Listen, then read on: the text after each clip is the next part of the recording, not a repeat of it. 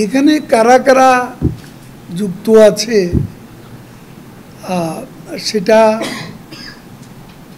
কোনো ষড়যন্ত্রের অংশ কিনা সেটা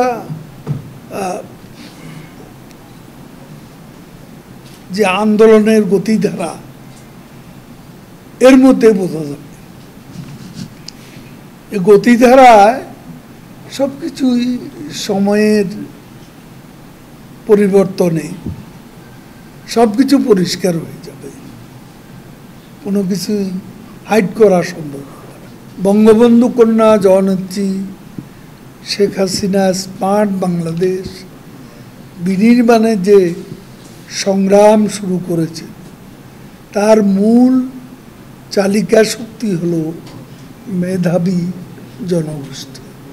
শিক্ষিত দক্ষ স্মার্ট প্রজন্ম গঠনের মধ্য দিয়ে স্মার্ট বাংলাদেশ বিনির্মাণের সংগ্রামকে অভীষ্ট লক্ষ্যে পৌঁছে দিতে মেধাবী তরুণ প্রজন্মই আমাদের প্রধান শক্তি।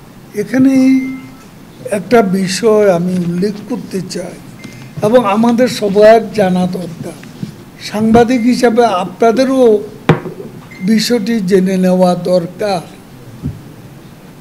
যে এর আগে যে কোটা আন্দোলন বাংলাদেশে হয়েছিল সেই কোটা আন্দোলনের প্রথম সারির আমরা যতদূর জানি ৩১ জন নেতা তারা কিন্তু সিভিল সার্ভিস মানে বিসিএস পরীক্ষায় তারা কিন্তু উত্তীর্ণ হতে পারেন। এটা আপনারা হিসেব নিতে পারেন। তারপর আমি যে পলিটিক্যাল বিষয়টা, এখানে পলিটিক্সের উপাদান যুক্ত হয়ে গেছে। আমাদের ডিভাইসিভ পলিটিক্স, পোলারাইজড পলিটিক্স এখানে যুক্ত হয়ে গেছে।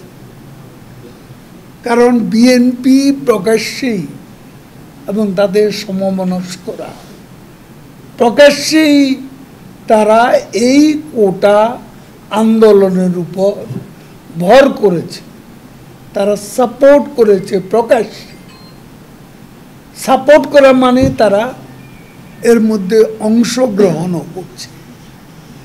কাজেই এটা এখন পোলারাইজ পলিটিক্সের ধারার মধ্যেই পড়ে গেছে। এটার পলিটিক্যাল কালার নতুন করে বলার আর অপেক্ষা রাখে না।